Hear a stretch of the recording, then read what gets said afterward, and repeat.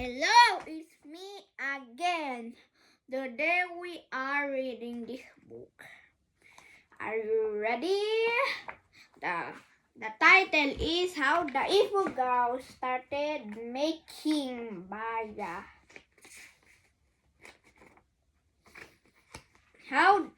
Are you ready? Go! How the evil girl started making baya.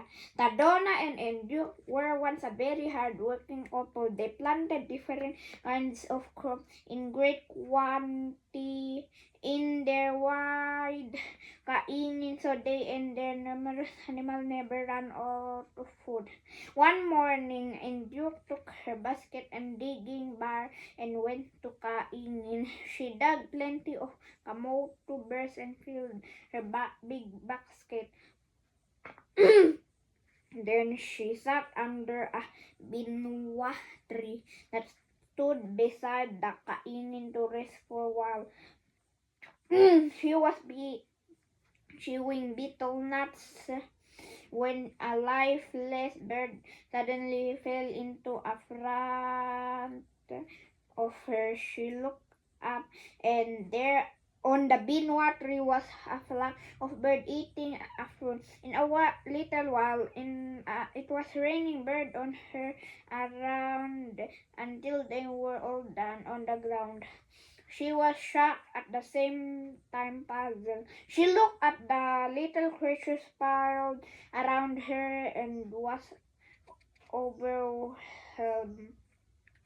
with the pity. She moved about, figuring out how she could rescue the sewing bamboo tube on the ground.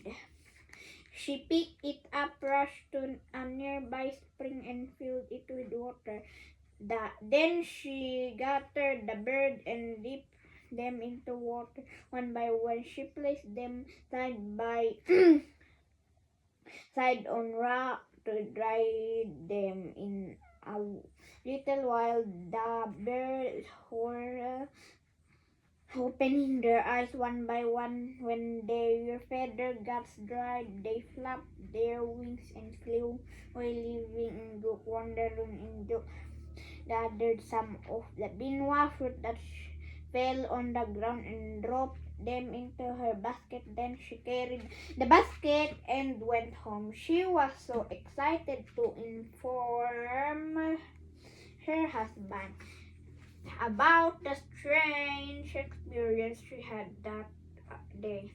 Upon arriving home, she showed the binwa fruit to Tadona and told him about the bird. The bird got drunk with the binwa fruit that Tadona answered. That evening, Tadona kept thinking about the birds and the binwa fruit. He wanted to experience what they experienced early. The next day, he took his bolo and went to kaingin. He cut down a few sugar stems, picked several binwa fruits from the ground, and then instructed the juice of the sugar cane and poured it into a jar. Then dropped the binwa fruits into the jar and covered it tightly. After 10 days, he poured the fermented juice into coconut shell cup and started drinking. Suddenly, Lidum appeared before him. He then poured the remaining juice in another coconut shell and gave it to Lidum. He was not satisfied with the taste and strength of the fermented juice. Before he left, he taught Tadona how to make a sweeter and stronger wine out of it and sticky rice.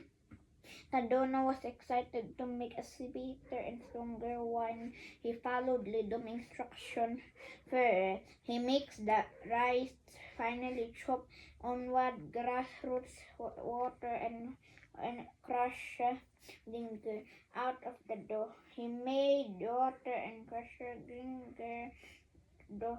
He made palm-sized cakes and dried them under the sun. The yeast cakes were dried. He cooked sticky rice. He scooped the sticky rice and spread it in the window to cool. Then he sprinkled it yeast powder, mixing it well for distribution. Then he covered it with banana leaf and placed it inside in a corner. 3 days later, he fermented rice piece by piece into later. He the fermented rice piece by piece into a jar and covered it well. After 10 days, he poured the one which he called baya into coconut shell cup and shared it with everyone. How they enjoyed the sweet and intoxicating effect of the wine. Not long after, everyone was making baya, which they drank when they perform the ritual in every stage of a growth cycle that Lidom taught them. Bye and subscribe for my video.